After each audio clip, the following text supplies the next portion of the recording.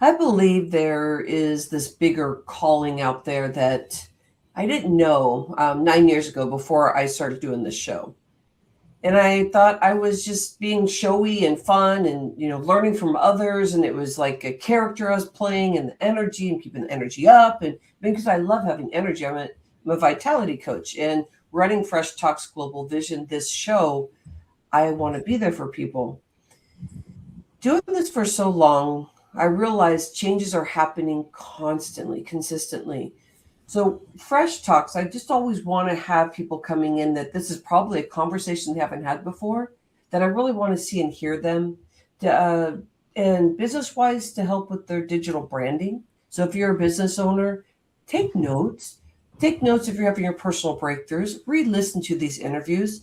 I think you'll get a lot out of it. I know I do every single time because the way I show up, relaxed, in love with the people I get to talk to, run a show, be a producer, know what's going to happen. And some things I don't know. That's just from years of doing it. I wasn't born just to be this relaxed and easygoing. So the practice we do and understanding ourselves authentically, that's what we're about.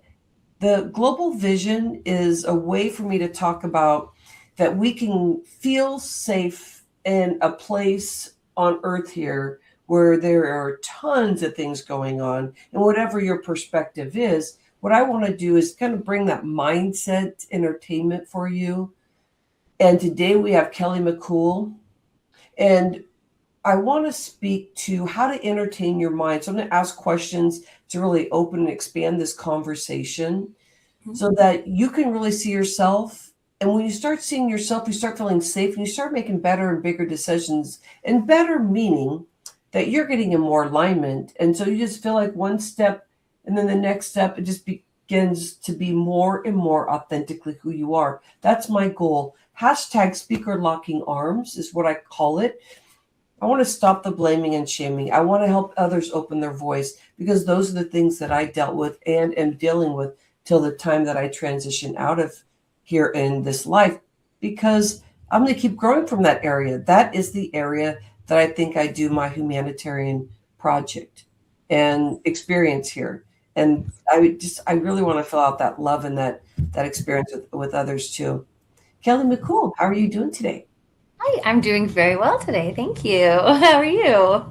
I am doing great. I mean, this is to be with you and have this experience and diving into stuff that is everything about, how can we help next generations? What are hmm we learning that we get to keep healing from?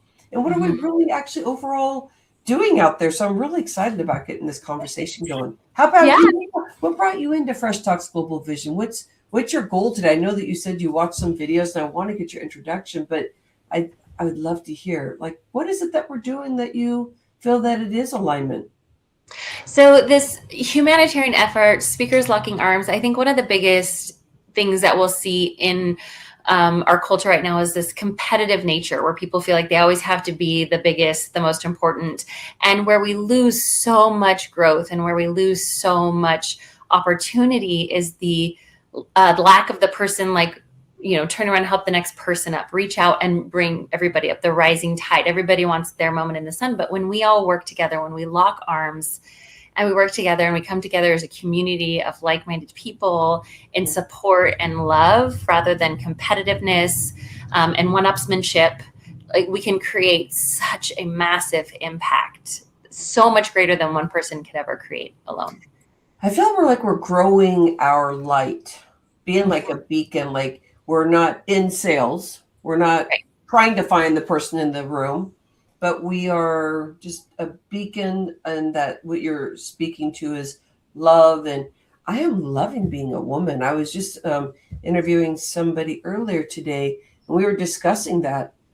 4 months, I've been going through some really cool, heavy stuff, and it's wonderful to have that personal growth, even though you think it's the most raw space to be in that you have been in a long time, but it takes you into a place where you realize that it takes that to get into the real human Yeah. experience so that you can keep moving forward and learning.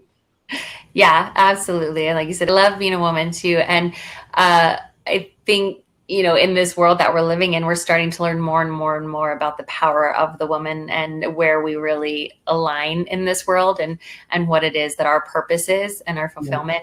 And it just feels so empowering to step into that and not to feel like, we're stepping out of line or, get in your place. It's like, there's so many beautiful circles and people that I've met who are all about the empowerment of not just women, but, all humans. But in doing that, you have to bring women up as well. And it's just such a really cool period of time to be a part of that, to be surrounded by people who see that and encourage that and support that and recognize, just how powerful the female energy really is.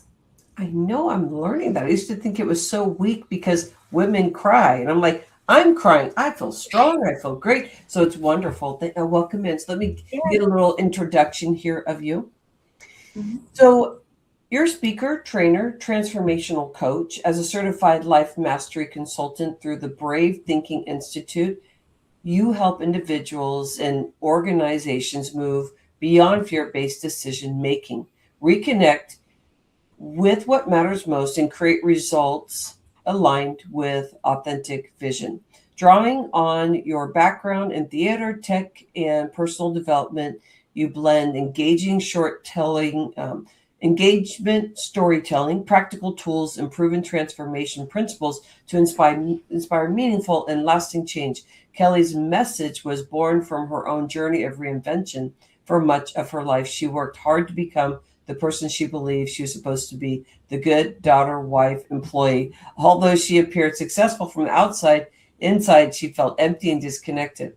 After years of working hard to barely make ends meet, Kelly hit her breaking mark and decided it was her time to stop creating life based on the expectations of others. She sold her house, left her corporate career, and began pursuing a life that aligned with her own values, purpose, and vision.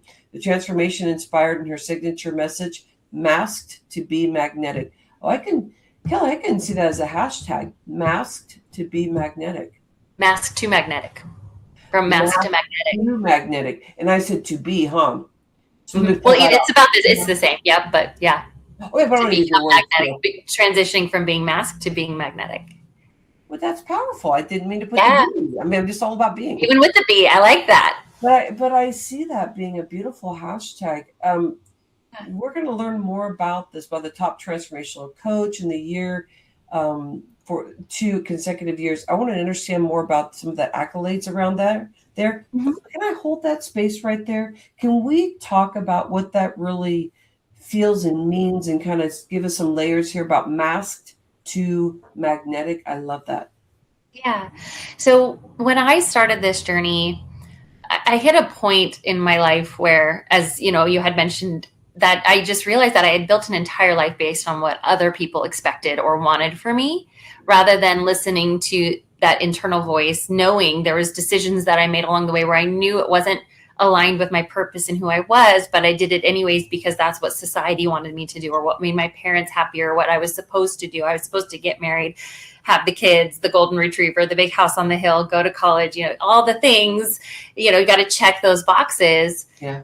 And when I went through this journey, I started looking back on my life, and there was a moment when I was a little girl, and I had got caught playing Show Me Yours, I'll Show You Mine with the boy next door. Very innocent, curious, nothing like sensual or weird about it, but it was that age where you're like, wait, you're different than me. Like, what's going on? More of that curiosity. But this was the 80s, and my parents found out. And of course it was how, this is why all these things are wrong. And this is why we don't act this way. And you're grounded for 2 weeks and punishment. And so it created this shame and the way that I perceived that moment was that if I ever wanted to be loved and accepted, I wasn't supposed to act that way. Like, those are curiosities that I need to keep covered up. And so I went through my journey. I went through my life just with the good girl mask, right? So I put on the mask of the good girl. And, in that era, women did what they were told. Good girls don't rock the boat. So that was the model that I followed. And as my life progressed, we moved to a big city. I grew up in a tiny little mountain town, and we moved to a much larger city when I was in junior high. And I realized that mask then became sort of an enemy for me. Because of this sweet, innocent, good girl mask, I became the target for bullying. Oh, I can see that. Because you're just trying to be whatever that is, that right? good girl. And up until that point, it had worked really well for me. But now, but also I didn't know or understand any other way to be, and so good girls don't rock the boat. We keep it all inside. And so I just continue to put layer upon layer upon layer over that. And I became this shell of a person, of a human being. And I was shy and I didn't want to leave my house. And I just would cling to my parents. And over time, my parents were really worried about me. You know, like, you need to go out in the world. And I discovered theater when I was a junior in high school. And it was the first time since, I was a little kid that I felt like I could just openly and freely be myself. And that was the first experience where I recognized that there was a difference between who I am inside and who I present to the world. And it was the first place where I felt safe to actually express who I was. And it was the first place where I started building really deep connections with people. Wow. Because there wasn't the walls, there wasn't the masks. And so that was sort of, so many years later, as I look back, was the initial,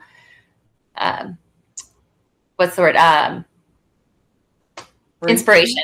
That's inspiration for this theme of mass to magnetic. And then I had looked and seen how it had applied to my life as an adult. That need to be perfection, right? I always had to look good on the outside. That idea of like, I looked good on the outside. I had all the boxes checked, but inside, there was an emptiness, there was a disconnection, there was a misalignment.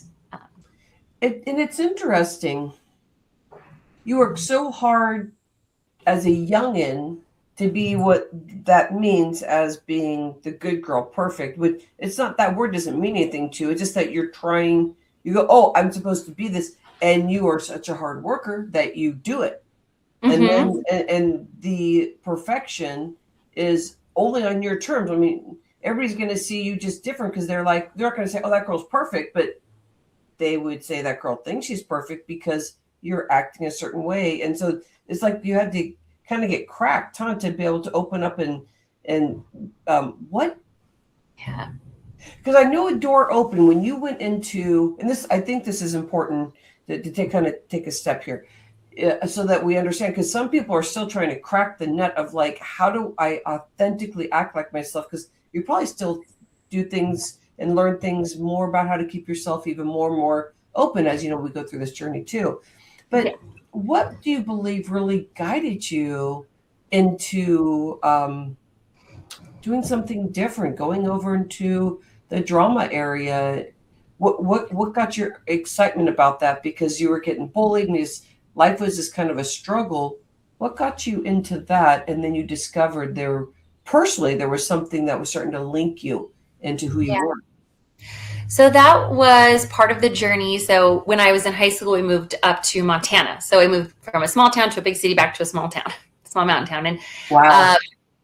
And so I was sort of back in an area where I felt more comfortable, small mountain town. That's, where I grew up, what I was used to. But I was struggling with making friends and fitting in because I was from California, and, Montanans aren't super welcoming to the Californians. Back in the 90s, back when we moved here, there was an influx in our area, and everyone's like, oh, you're from California. We're not going to be your friend. So then I was trying to like burst through that and, overcome that obstacle. Serious growth challenges while you're so young. Yeah. Who knew, right? And then this was part of the journey too, is I didn't go to my parents. I never talked about it. I just had to figure it out on my own, because good girls don't rock the boat. You keep it all inside and you always look good. So I always was, through all of this, I just played the role of the perfect daughter. I just made sure I stayed in that area because I wanted to be loved and accepted. Yeah. And so I just kept it all inside. And my parents were constantly encouraging me to try out different things. Go out for cheerleading, try out for this sport, go into drama, try out for music. And so as the good girl, I'd be like, okay. And I just go and do the thing that they would tell me to do. And along the way, theater was one of those options. And when I first got into it, it just seems so weird because there's just this group of people, and I don't know what experience you have with theater folk, but they're just they're come from a different world. They're amazing. I love them. They're just so free and open and accepting and just hardworking, wonderful, beautiful people.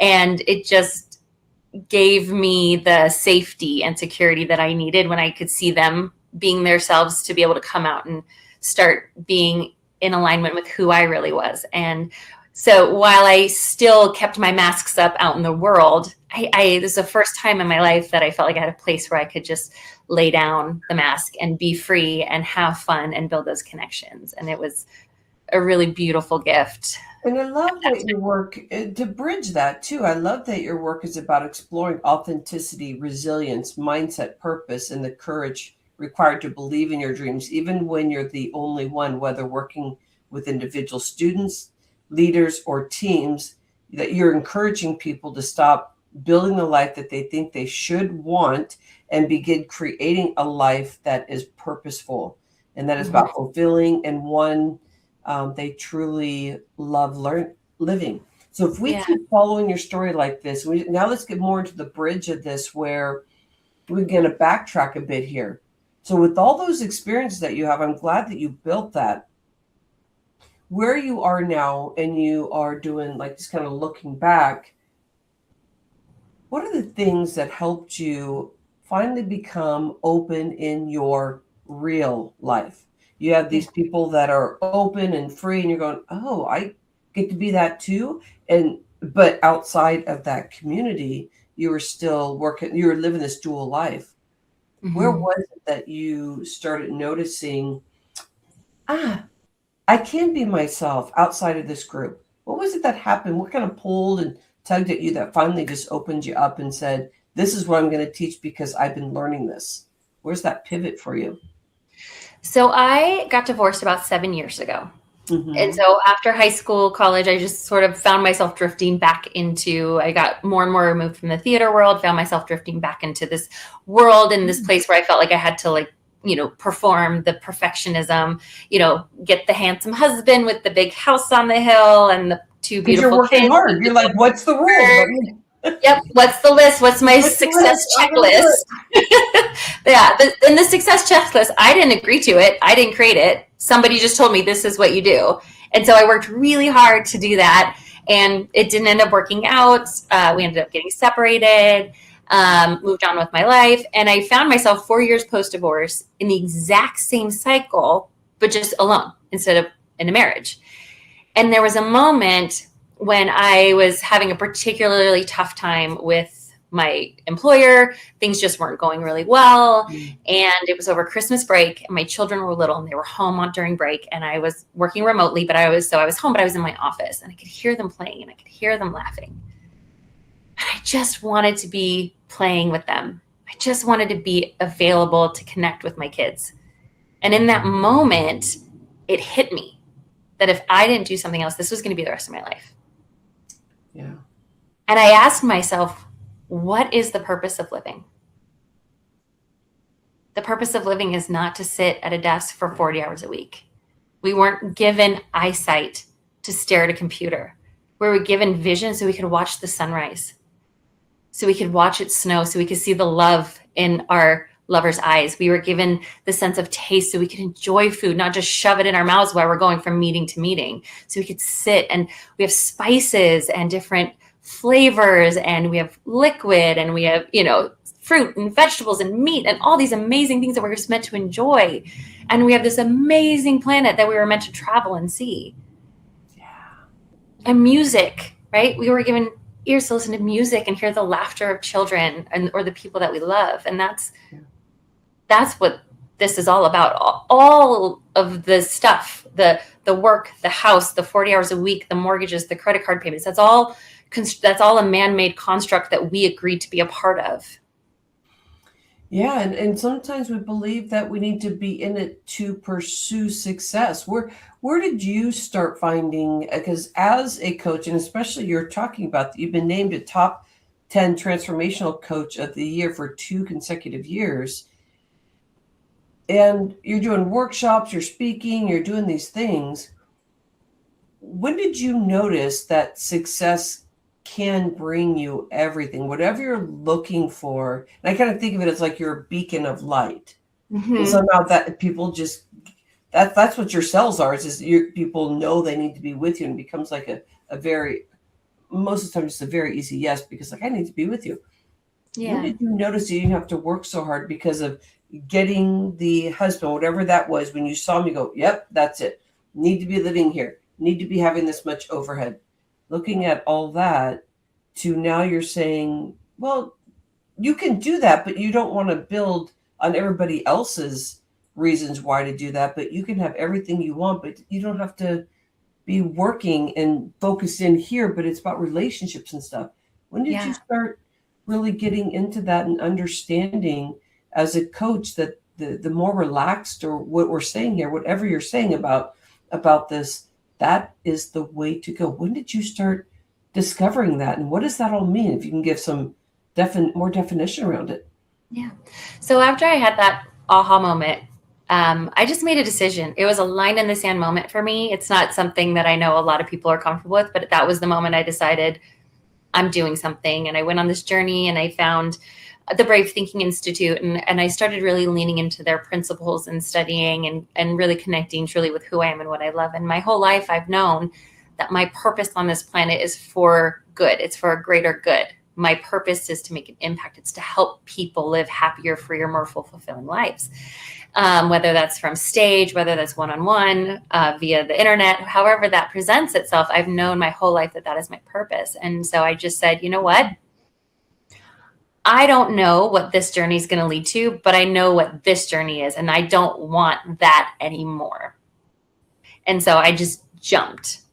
And it was really scary. And it took a while to transition the mindset from I need to get clients, I need to get clients, I need to get You're clients. just quantum leaping. So I mean, the jump is going to do that to you, huh? Yeah. But at first it was a scary, like, oh, I need clients. And then I wasn't getting clients. Yeah. And one of the lessons I've learned is failure is never failure, it's always feedback. And so when I looked at that, what was my approach? How was I coming about this? What can I do better? And I realized I had to take me out of the equation. When I had conversations with people, it wasn't about me. It was, what can I give? How can I help you? How can I create that connection? And the more I made it about the other person, the more that person would be open and willing and have that connection and want to continue to work and take that work deeper and deeper and deeper and go on that journey with me. Can I hold that spot there for a moment? What you're saying is like, seems so easy to listen to, but I don't think it is for everybody, because if I heard you saying that some years ago, I don't know, my brain would get confused, because I think it's when I was in survival mode. So when people are going across the bridge, but they really haven't found that other side where it's like, yeah, I mean, this is what it can look like. Take myself out of the equation. Let it be about somebody, but don't be, oh, it's all about you in that energetic space, but really opening the space and being free with that and being authentic with that. What does that look like when you're going over the bridge? You started talking about, can we talk more about that? About, you knew that you took a quantum leap. That means it's going to throw everything at you. So number one, it throws everything at you. You look like you failed, and then you labeled it something different, and then you learn from that. Can we have a little bit of a conversation around that while you're going over the bridge to really get there, so that we can really feel what it means to actually be in somebody's space? Because what you just said is such a big nugget, but I know there's some more steps there that I think that you'd probably be really good at, because of where you are now, from relative to wanting to understand from perfection that was not supposed to be your life, but you thought that's what it was supposed to be, to where you are now. Yeah. So for me, it all started with connecting with who I really am and what it is that I know I was meant to do on this planet. Reconnecting with my purpose, that still small voice inside of you, that intuition, that sixth sense, whatever you want to call it, the universe, infinite spirit. It's just learning how to listen and really having a clear vision of what I would love, so that no matter what came at me, I knew what the long-term vision was. Like, this may be a perceived obstacle, but when I look at it like that, I'm so thankful. So when I started this journey, I was still doing so much of my own personal growth as well when I started coaching. But I was so deep in the work and so deep in the study, and I would get a no after no after no. And my bank account was getting lower and lower and lower, and things were just starting to feel so big and starting to feel like I was failing. And because I had done so much work leading up to that about really trusting the process, really putting my faith in the higher power of the universe, that spirit that guides, and just know that I am being supported in creating my long-term vision, and whatever skills I need to be successful in that outcome, I don't currently have. And so these perceived obstacles have been presented to me so that I can build the skill sets I need to be successful in the long term. And so what it might feel like a setback in the moment, it might feel like an obstacle or a stop sign, where a lot of people without the training, without the awareness, might say, well, see, the universe doesn't want me to have this. Otherwise, why would it create this obstacle for me? And that's the beginning. That's the scratch that you start exploring, but that's where you're saying, no, you didn't fail. Keep going through. Keep going. Just hard on. Yeah, every time I would just pause and say, what did this come to teach me? Yeah. What did this come to teach me? And what do I need to move past it? Yeah, learn to love on it, huh? Yeah, love the journey, love the growth. Yep. You know, my mentor, Mary Morrissey, she's one of the gals that I've studied the most. You know, she'll always say the biggest gift is who you become in the process. It's not the outcome, it's not the what, it's the who you become. The part of you, the strengths that you didn't know that you had, right? All of those pieces that have been buried inside of you for so long. You realize that you have so many gems inside you that you didn't know, and you have to have the right people around you. If you don't, then they're going to tell you things that are so wrong, because it can look like you're doing wrong things only because you can't get out of your way or you're in survival mode. And so the people that are around you can say, you don't know what you're doing. You know nothing. You're wrong. You should be doing this. You should be making this amount of income. And you're like, oh, hold on here. There is something wrong with me. You know? But that's so lovely. There's nothing wrong with that, because it means that we brought a person or people that are coming in and reflecting really our breakthroughs. We need that, because we wouldn't get to where you are right now, and you're going to keep growing and you're going to help other people grow. What are the things that you do that really helps people move forward? We're at the tail end here, and I want you to speak more about your business and the strategies or something that opens up for you to really express what you're doing. And I want to go there in the next layer of just talking about the energy of the world, like global vision. What do you feel like you're doing energetically in this world? I love to hear that human experience and what you're doing and helping others. Yeah. And so, you know, energetically, it just feels like what you focus on expands. And so I try to put all of my focus on the positive things that are happening in the world. I mean, there's a lot of big things that are going on in our world right now. Yeah. And I love this. I recently watched Trevor Noah's stand-up, and he said that just because the big stuff is happening doesn't mean the little things stop. I love his worldly vision, because he's been all over the place. What a great person to kind of look at and reflect with. Yeah. Yeah. And it was a perfect way to sum up how I have been living through this. Is just because big things are happening doesn't mean the little things stop. So I work really hard to find where I can find gratitude every single day. And I focus on the good stuff that's happening in my life. When my son is 7 right now. And so I know I have a very limited time before he stops holding my hand when we walk down the street. Yeah. So every time he grabs my hand, I pause and I just say, thank you. And I just take in that moment of what it feels like to hold his hand in mine, because one day it will be the last time he ever holds my hand. And I don't know when that moment is. Yeah. Right. And so pausing, taking yourself out of the big and allowing yourself to enjoy the little, enjoy the moments, enjoy the connection. And so those are things that I do for myself personally. And that's what I really work for with my clients, is that gratitude piece is so huge, and forgiveness. again, where we put our attention is where, where attention goes, energy flows. And so if we're always putting our attention into past hurts and, oh, this guy did this to me, and playing the victim and all the negative things that are going on in our life, we're just going to continue to create more negative things Which in our life. perhaps is easy to do and fall back into, but with the gratitude, you're saying it really helps pull Helps through pull and out get of back that. to, yeah, because exactly. I love this. And Yeah. when you have the vision of the person you want to be and the life you want to create, and you're coming from that version, like, I want to be somebody who runs a marathon. Okay, well, does that person, stay up watching TV till 2 o'clock at night and then get up and, go eat McDonald's for brunch at 11? Or does that person start going to bed early and getting up and working out? And then you start making decisions based on who you want to be, that person, like from the energy of that version of yourself, while having gratitude for the life that you currently have. Because so many people say, just be grateful for what you have.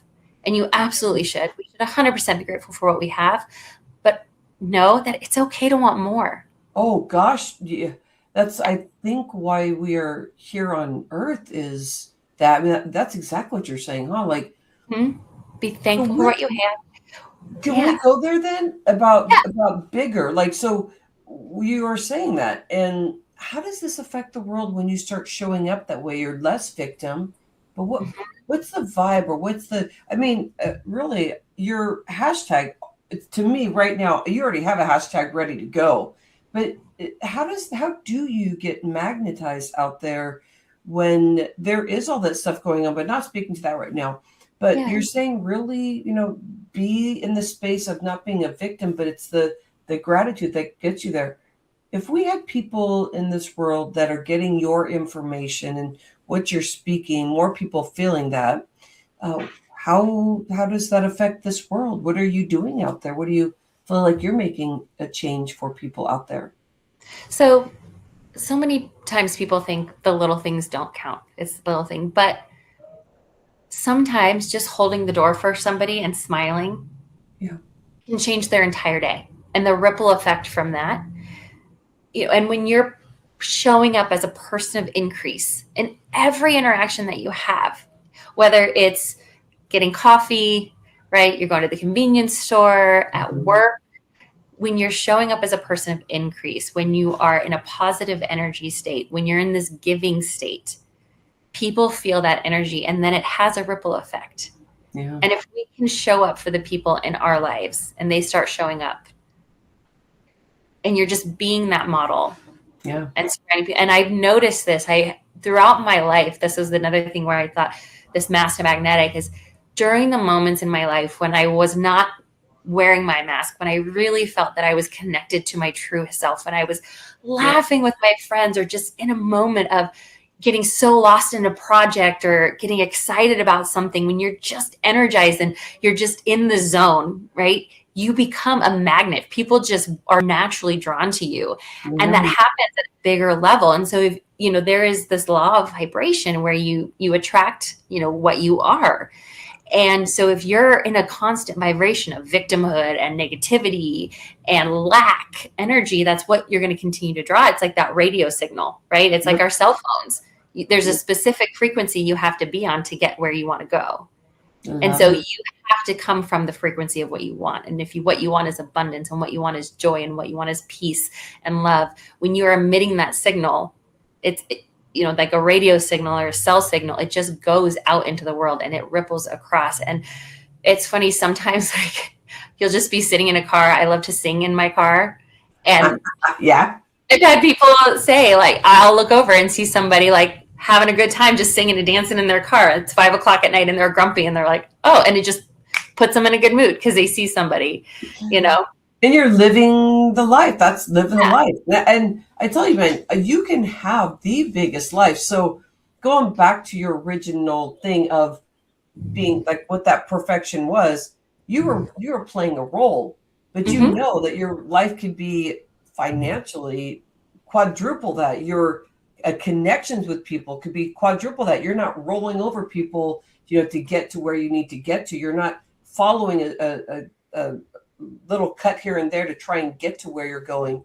That's where I find this human experience is the more that we get in love and gratitude, the more that we do become a beacon and the easier it is to build stuff, then you get to live life in this authentic space. You take that mask off, and some people are going to think you're crazy, which is really cool, because that deflection, making sure you don't bring those people in, but you start really seeing in a group of 10 people, 100 people, whatever, somehow we just end up being in the right conversations. And then when you're done, because you don't feel the energy of being anywhere else, you start building in a different way. Like you were saying, there's like a higher power there where you start feeling that.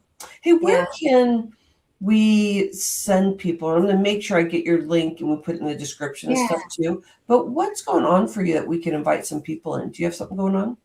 So I've got, so my website is onamcusper.com. So it's, Onam is Gaelic for soul, and Cusper is Gaelic for like objective or purpose. So when I was coming up with my company name, all the ones in English were taken, and obviously I have some Irish background here.